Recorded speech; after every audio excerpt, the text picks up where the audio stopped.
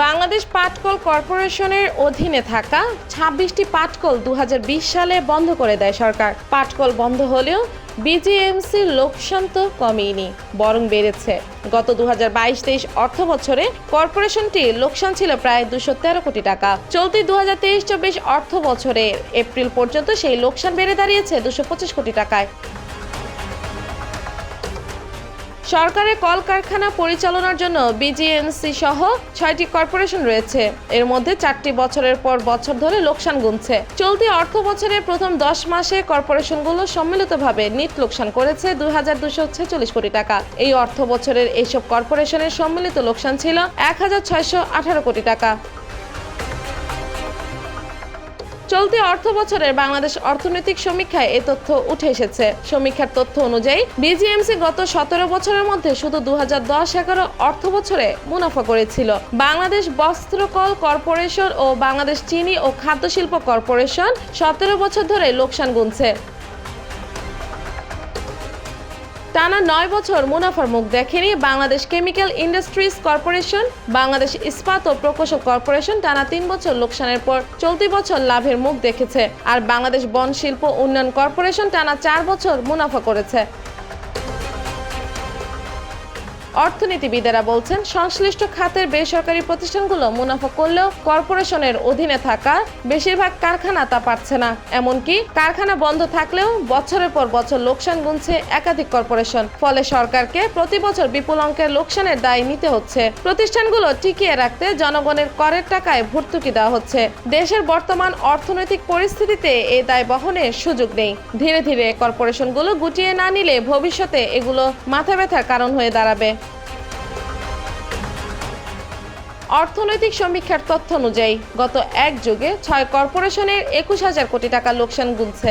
এই সময়ে মাত্র ৫৭.৫ কোটি টাকা লভ্যাংশ বাবদ জমা হয়েছে সরকারের কোষাগারে।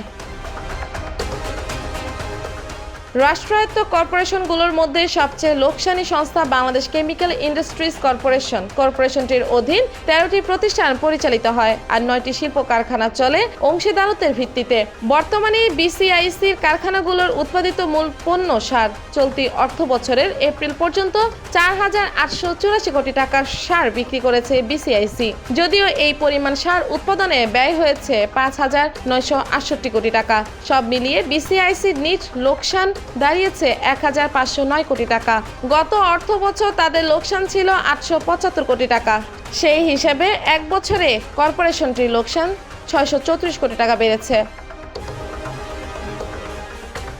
বিসিআইসির পর বেশি লোকসান করেছে বিএসএফআইসি। তাদের হাতে রয়েছে ১৮টি কারখানা। তার মধ্যে ১৫টি চিনিকল গত ১৭ বছর কখনই মুনাফা করতে পারেনি। তবে স্পিরিট ও মদ বিক্রি করে কেরু অ্যান্ড কোম্পানি মুনাফা করেছে।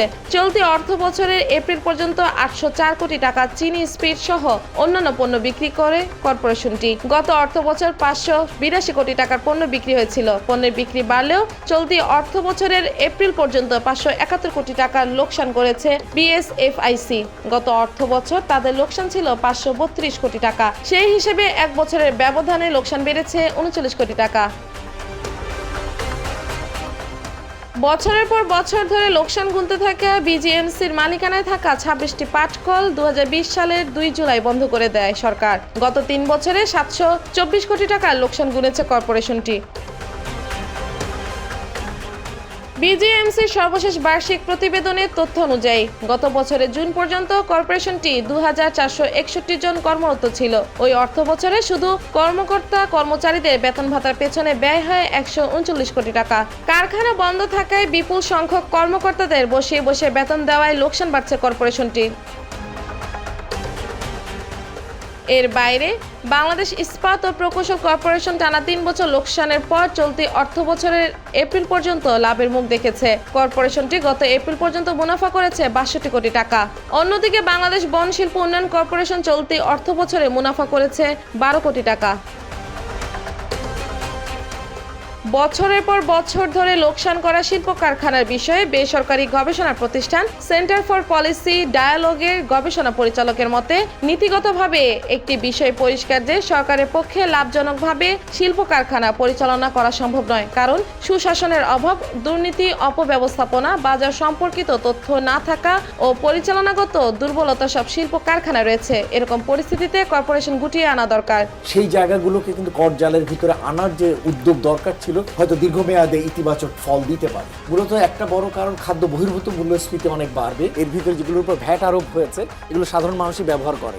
রাজনৈতিকভাবে নীতিগত সিদ্ধান্ত নিয়ে ধীরে ধীরে কার্যক্রম গুটিয়ে আনতে আন্তর্জাতিক প্রতিষ্ঠান দিয়ে শিল্প কারখানায় পূর্ণাঙ্গ নিরীক্ষা করতে হবে। তারপর ঋণ ও দায়দানা পরিশোধ করে কারখানা ও জমিজমা দায়মুক্ত করা প্রয়োজন। আবার সচরাচর সরকার যেটি করে থাকেন সেটা হলো সঞ্চয়পত্র বিক্রির মাধ্যমেও আসলে অর্থ এর একটা অভিজ্ঞতা পড়তে পারে বেসরকারি খাতের উপরে।